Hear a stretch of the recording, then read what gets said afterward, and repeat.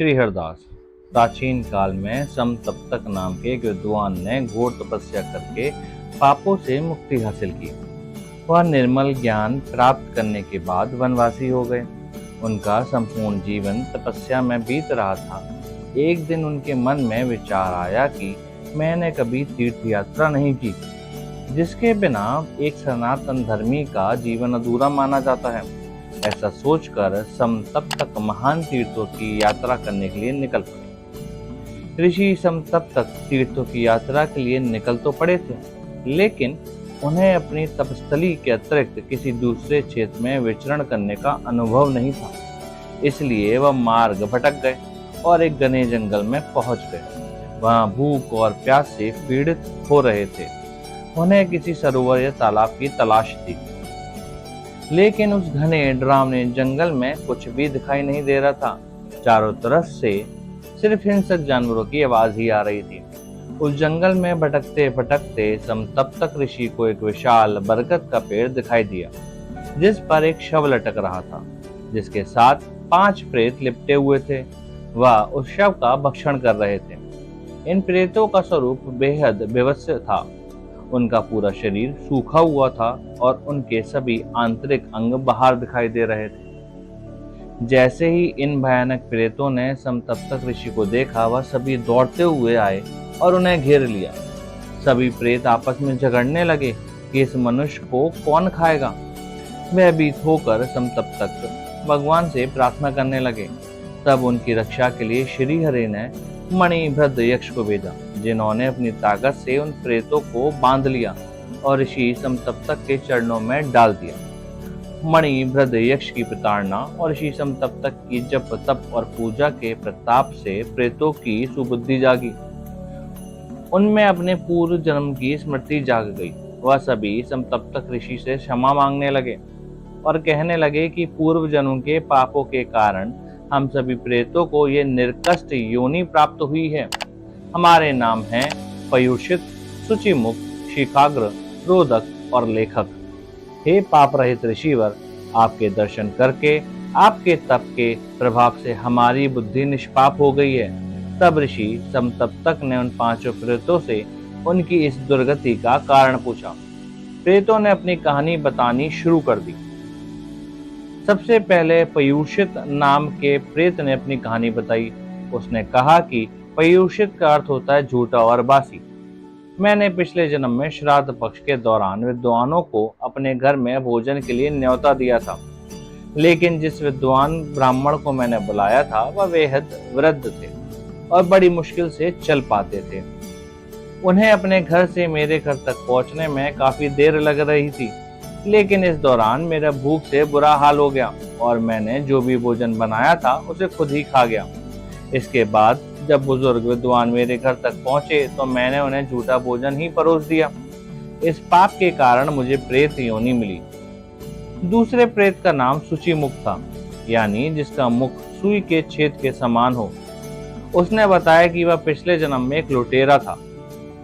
उसे जो कोई भी दिखाई देता वह बिना कोई दया दिखाए उसे लूट लेता था। वह बड़ा बलवान था। एक बार एक माँ और उसके 5 साल का बेटा तीर्थ यात्रा करने जा रहे थे, लेकिन रास्ते में उसे यह लुटेरा मिल गया। उसने उन दोनों से सब कुछ छीन लिया और उनकी बेहद पिटाई भी की, जिससे उन दोनों की मौत हो गई। इस पाप के कारण वह लुटेरा प्रेत बना और उसका नाम शुचिमुख। उसके मुंह सुई के छेद की तरह है और वह कुछ खा पी नहीं सकता, क्योंकि उसके सुई के छेद जैसे मुंह में कुछ जाता ही नहीं। तीसरे प्रेत अपने पूर्व जन्म में एक व्यापारी था। वह अपने कारोबार के सिलसिले में दूर दूर की यात्रा करता था। एक बार वह अपने घनिष्ठ मित्र के साथ व्यापार करने के लिए दूर देश गया था, लेकिन इस व्यापार में उसके मित्र को बहुत लाभ हुआ, जबकि उसे बेहद घाटा हुआ। इसकी वजह से उसके मन में जलन की भावना आ गई। लौटते समय वह जल मार्ग से पानी के जहाज पर यात्रा कर रहे थे। इस दौरान उसका मित्र सो गया। तब उसने अपनी नींद में डूबे मित्र को गहरे पानी में ढकेल कर मार डाला और उसका पूरा धन हड़प लिया। इस पाप के कारण उसे प्रेत योनि की प्राप्ति हुई।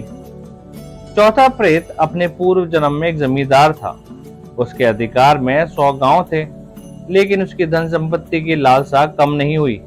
रोदक का छोटा भाई और बुजुर्ग माता पिता थे, लेकिन धन के लालच में उसने उन सभी को अपने घर से निकाल दिया, जिसके कारण वह सभी भूख प्यास से पीड़ित होकर बेहद कष्ट भोगते हुए मृत्यु को प्राप्त हुए।